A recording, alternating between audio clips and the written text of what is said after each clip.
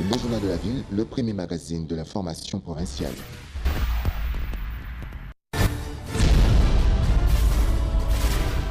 Tout de suite, le journal.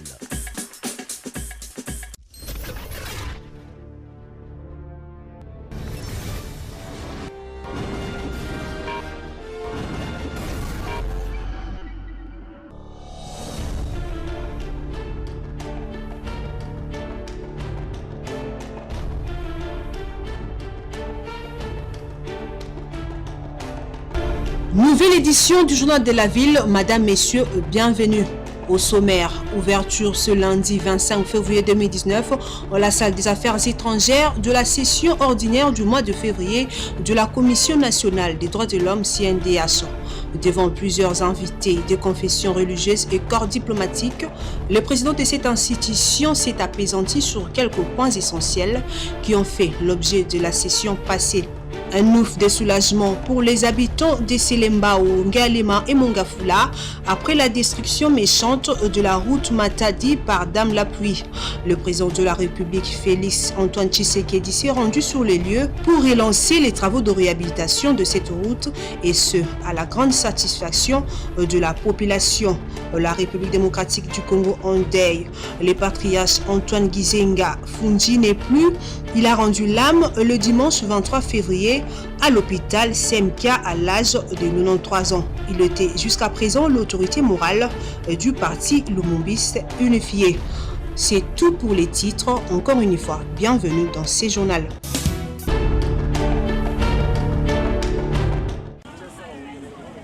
La vie dans la ville-province de Kinshasa a pris une autre allure à cause de la détérioration grave de la route Matadi à Rezapé dans la commune de Selembao suite aux pluies diluviennes qui se sont abattues dernièrement. L'augmentation du prix des biens de première nécessité dérange déjà la population et pour ce faire, les marchands demandent au président de la République démocratique du Congo de leur venir en aide car pour eux, cette route nationale qui est d'une importance capitale leur rapporte des produits alimentaires depuis Congo central via Kinshasa et Kinshasa Congo central. Les chauffeurs qui conduisent sur ces tronçons sont dans l'incapacité de ramener la population vers la destination. Cette dernière fait les pieds depuis l'arrêt dite Wenze jusqu'à Lupin et vice-versa. Difficile de voyager pour Matadi, Boma, Mwanda parce que le transport est devenu coûteux. Il tient de noter que le président de la République Félix Tshisekedi lui-même s'est rendu à Zapé le dimanche 23 février pour lancer la réhabilitation de cette route.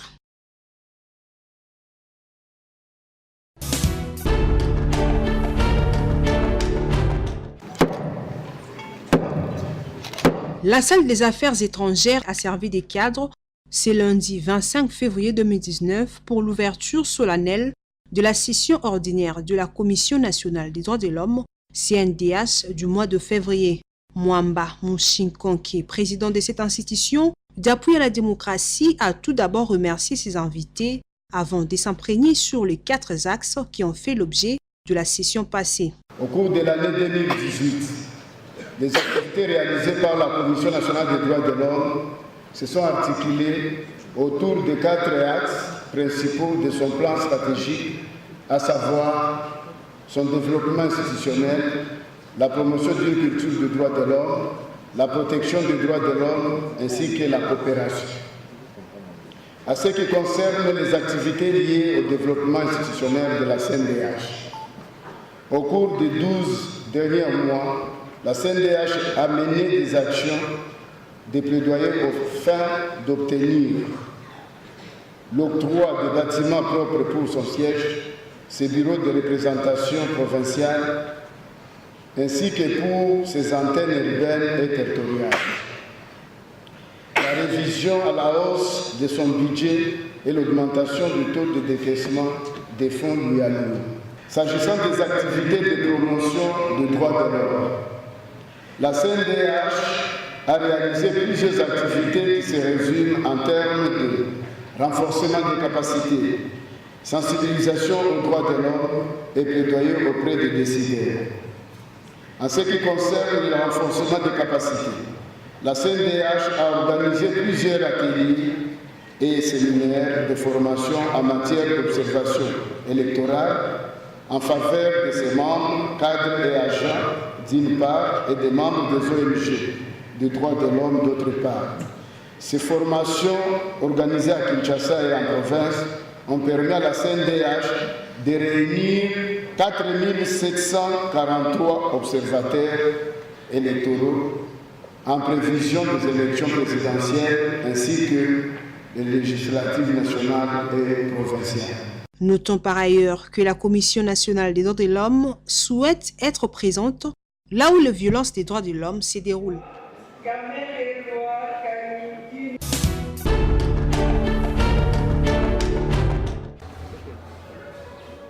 Plus de 3500 élèves autodidactes ont passé l'épreuve préliminaire examen d'État 2019 organisé par le ministère de la formation technique professionnelle, métiers et artisanat sur toute l'étendue du territoire national ce dimanche 24 février.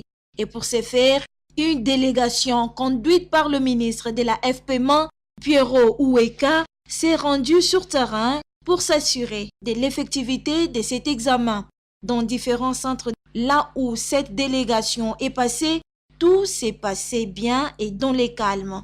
Et le ministre de la FPMA n'a pas manqué d'encourager les autodidactes. Vous êtes notre cycle professionnel. C'est sur vous que repose le développement de ce pays.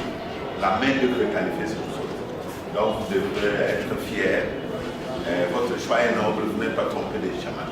Le nombre de ces candidats allait augmenter s'il n'y avait pas intoxication, explique l'inspecteur général à la FPMA, Emmanuel Madilamba. Le plus âgé a 70 ans et le plus jeune 18 ans.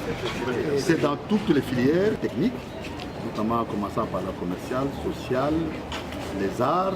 C'était l'occasion leur donnée par le ministère de la formation professionnelle, métiers et artisanat, pour que leur titre soit couronné. Malheureusement, il y a eu l'intoxication à gauche et à droite, mais je crois que pour les sessions qui arrivent, nous serons envahis par le candidat. Sur place, pour inspecter le déroulement de cet examen, les inspecteurs de la FPMA se sont exprimés. Nous félicitons et encourageons tous les candidats qui sont présentés pour la toute première fois dans notre ministère pour participer à cette épreuve préliminaire. Le ministère de la formation professionnelle, métiers et artisanat se prépare déjà pour l'organisation des examens d'État au mois de juin prochain.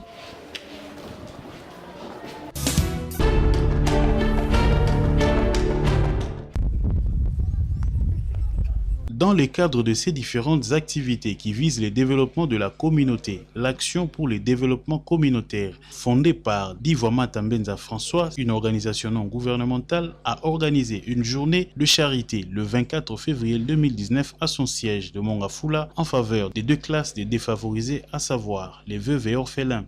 Plusieurs vivres leur ont été remis, entre autres le riz et les haricots, et une enveloppe nettement appréciable pour permettre à ces derniers de commencer une activité commerciale. Enveloppe non remboursable, car vaut mieux apprendre à pêcher que donner du poisson un jour.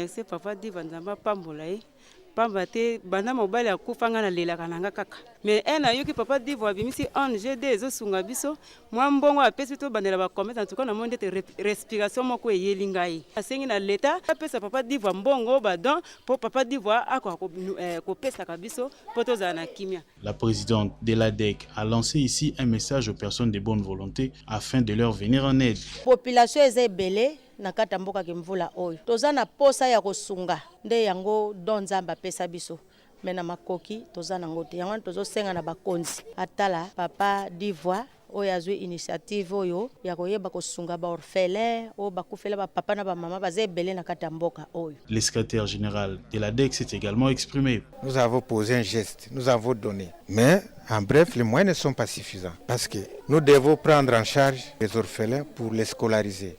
Ça, c'est le rôle de l'État. Nous sommes les bras séculiers de l'État, comme nous qui avons cette vocation d'aider la population. Il faut que l'État nous soutienne. Située dans la commune de Mongafula Mitendi au quartier Kimvula Plateau, l'action pour le développement communautaire œuvre dans plusieurs secteurs de la vie, dans les domaines de l'éducation et de la santé. Par exemple, les orphelins sont pris en charge gratuitement au sein de l'école fondée par l'ADEC, de même que pour les veuves en ce qui concerne les soins médicaux dans un hôpital appartenant à l'ADEC.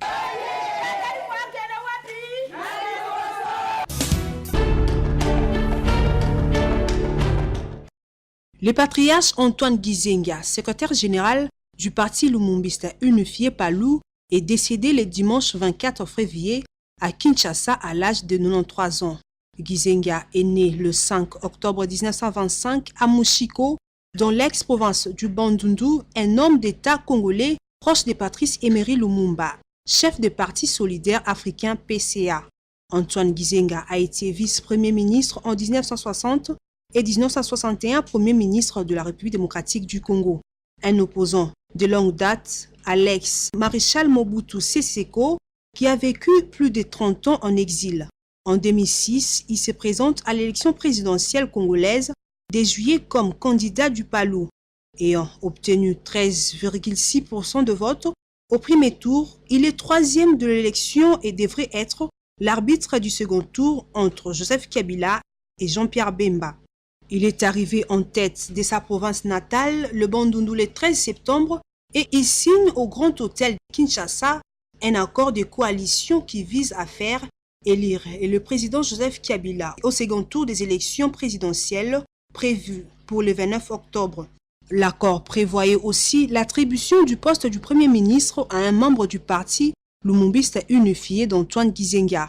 À la victoire de Joseph Kabila au présidentiel, il est nommé comme informateur chargé de trouver au sein de l'Assemblée nationale une coalition majoritaire. Puis, le 30 décembre 2006, il est nommé Premier ministre par le président Joseph Kabila.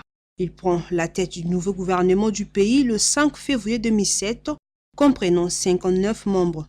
Le 25 septembre 2008, Antoine Gizenga annonce sa démission du poste de Premier ministre et il est remplacé le 10 octobre 2008 par Adolphe Muzito, jusqu'alors ministre du Budget, qu'il est d'ailleurs son dauphin politiquement parlant au sein du Palou.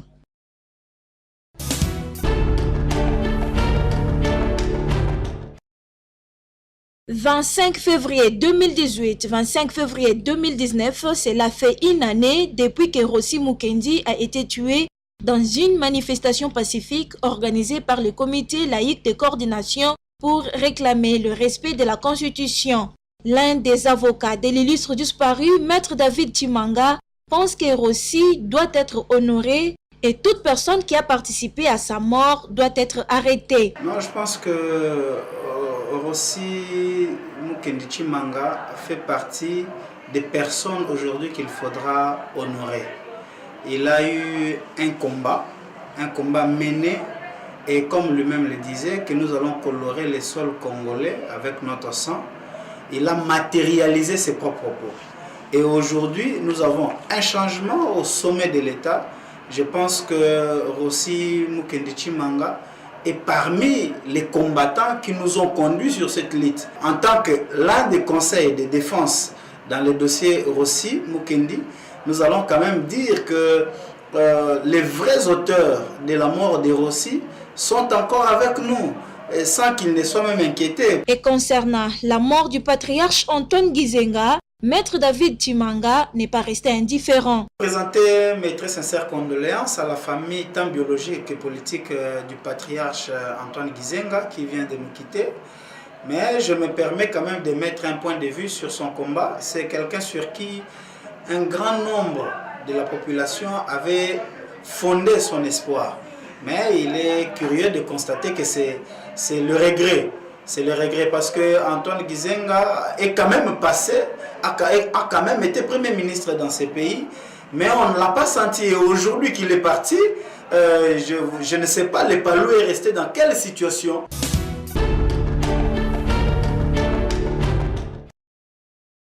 La réouverture de la maison Schengen par le chef de l'État Félix Antoine Tshilombo Tshisekedi et le profil du nouveau Premier ministre qui sera issu de la majorité parlementaire, voilà ce qui a fait l'objet d'une interview nous accordée par l'interfédéral du RCDN au Guinzembela. Je suis très content par rapport à cette mesure. Tu vois, on a souffert pour voyager, aller à l'espace Europe. Il fallait solliciter les visas. Par exemple, si tu as 3 pays à parcourir, tu dois avoir les 3 visas. Et pourtant, avec Schengen, ça nous facilitait. Tu as un visa Schengen, tu peux traverser l'espace Europe sans problème. Vraiment, je suis très content. Et je pense aussi que non, ils ont arrangé leur façon de travailler par rapport à la façon qu'ils travaillaient bien avant. Je pense que le Premier ministre doit être d'abord d'une bonne éducation. Il doit être quelqu'un qui a fait ses études universitaires. Il doit être quelqu'un qui a un bon caractère, un bon comportement et surtout un bon travailleur, un bon technocrate et puis quelqu'un qui va favoriser le climat de la paix. Au sujet de la corruption qui bat son plein au niveau des assemblées provinciaux, tout particulièrement à Kinshasa, ces cadres du RCDN condamnent avec la dernière énergie cette mauvaise pratique. Moi, je ne peux pas encourager la corruption. Le peuple a pris conscience de les élire comme les députés provinciaux. Alors, eux aussi, à leur tour, ils doivent aussi prendre conscience d'élire des responsables, des sénateurs responsables, des gouverneurs responsables, et puis ils doivent élire un bureau responsable de l'Assemblée provinciale. Donc, je condamne vraiment énergiquement ceux qui se plongent dans cette histoire de la corruption. Ce n'est pas bon et ce n'est pas digne d'un député.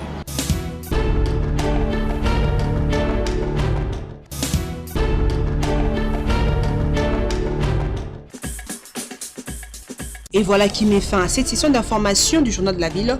Merci pour l'attention soutenue.